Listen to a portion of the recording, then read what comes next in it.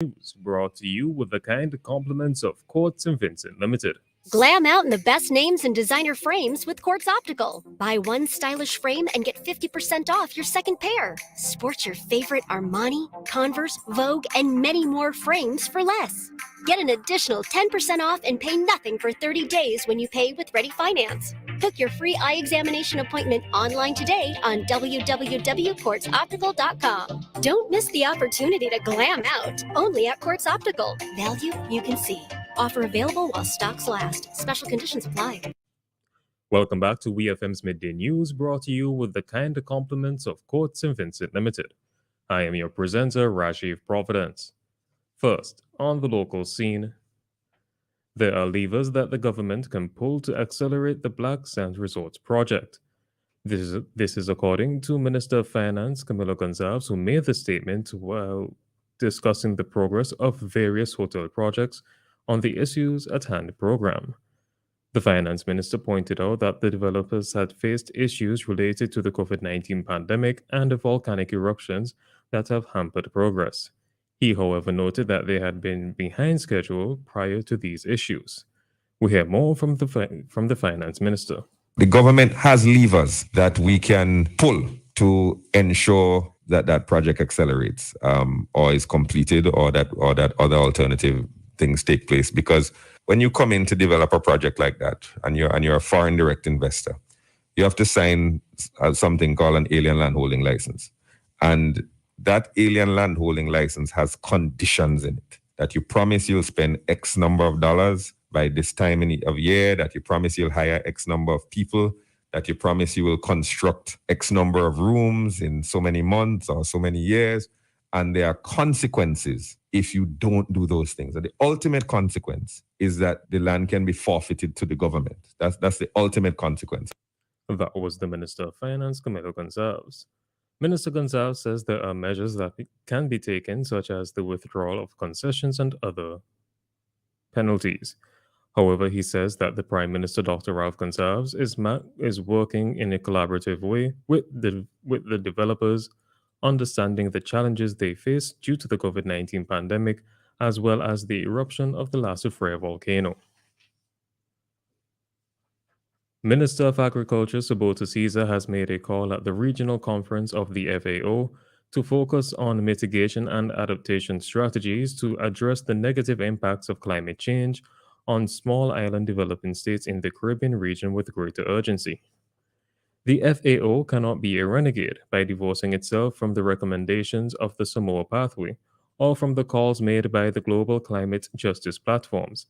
Sustainable agriculture is critical to the very survivability of Caribbean small island developing states. I wish to place on record that food security and food sovereignty cannot be discussed outside of the need for a comprehensive, well-planned, structured, and conceived climate strategy supported by the FAO, noted Minister Caesar. St. Vincent and the Grenadines has been impacted in the last 2 decades by rising sea levels on coastlines, Hurricane Thomas, and other cyclonic events and resultant implications. The worst drought in over 50 years, variations in rainfall from the normal monthly expectations, and fishers of lobster and conch have expressed concerns that warmer waters have caused significant habitat migration. Still on the local scene, police have arrested and charged the 35-year-old laborer of Baibu, Monisha Davis, with the offenses of damage to property and theft. According to an official release from the Public Relations and Complaints Department, Davis allegedly, without a lawful excuse, damaged a 32-inch aluminum and glass door valued at $950 EC. She was further charged with entering the business embroidered and stole a quantity of clothing valued at $6,598, the property of a 37-year-old businessman of Dorsetshire Hill. According to police, the incident occurred in Middle Street, Kingstown between 12:15 p.m. on March 19th and 7:10 a.m. on March 21st. Davis is expected to appear before the magistrate court to answer the charges. Meanwhile, police have also arrested and charged the 30-year-old laborer of Penniston, Kamal Small, with the offenses of aggravated burglary and grievous bodily harm. According to investigations, Small allegedly entered the dwelling house of a 39-year-old laborer of the same address, wielding a cutlass as a weapon. He also was charged with unlawfully and maliciously inflicting grievous bodily harm to the 39-year-old laborer by biting off a piece of his ear. On to news in the region. St. Lucia on Tuesday signaled its intention to become the fifth Caribbean Community CARICOM country to have full membership of the Trinidad based Caribbean Court of Justice, the CCJ, which was established in 2001 to replace the London based Privy Council as the region's final court. Acting Governor General Cyril Errol Charles, delivering the traditional throne speech at the state of a new parliamentary term in St. Lucia, told the legislators that the government is committed to addressing, quote unquote, our destiny as an independent nation, but both tacitly and tangibly. This year, St. Lucia will take steps towards accession to the appellate jurisdiction of the Caribbean Court of Justice. We are thus expected to become the fifth CARICOM member state to replace the Privy Council with the CCJ, he said. Charles said that the Philip Japere administration, which enjoys a 13-4 majority in the parliament, has appointed a committee under the chairmanship of former CCJ President Sir Dennis Byron to prepare the way for St. Lucia's accession to the CCJ.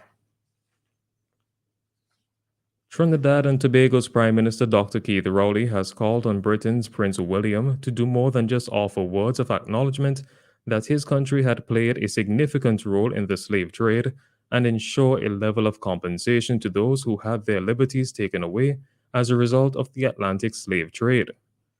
Rowley, addressing the Spiritual Baptist Liberation Day organized by the ruling People's National Movement (PNM) on Monday night, said he was pleased to have heard Prince William acknowledge that slavery was wrong during his visit to the Caribbean last week.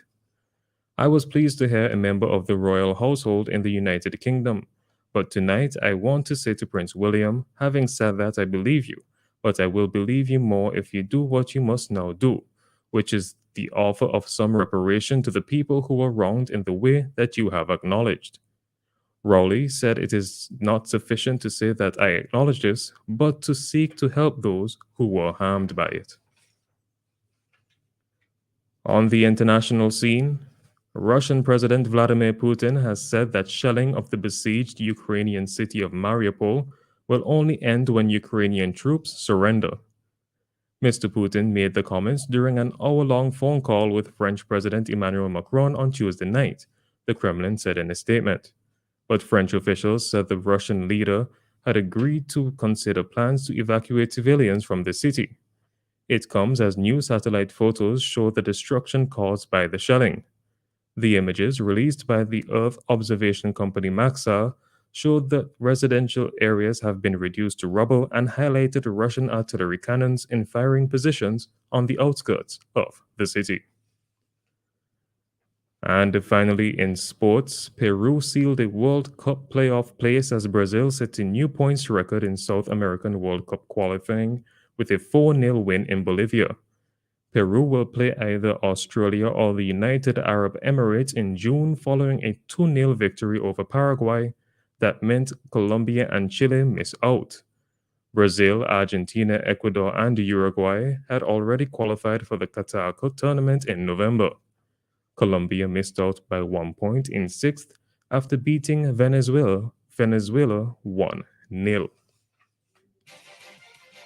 This has been WEFM's Midday News. I have been your presenter, Rajiv Providence. Join us again at 3 p.m. for WEFM's 3 p.m. News. WEFM's Midday News is brought to you with the kind compliments of Quartz St. Vincent Limited. Glam out in the best names and designer frames with Quartz Optical. Buy one stylish frame and get 50% off your second pair. Sport your favorite Armani, Converse, Vogue, and many more frames for less. Get an additional 10% off and pay nothing for 30 days when you pay with Ready Finance. Book your free eye examination appointment online today on www.quartzoptical.com. Don't miss the opportunity to glam out, only at Quartz Optical. Value you can see. Offer available while stocks last. Special conditions apply.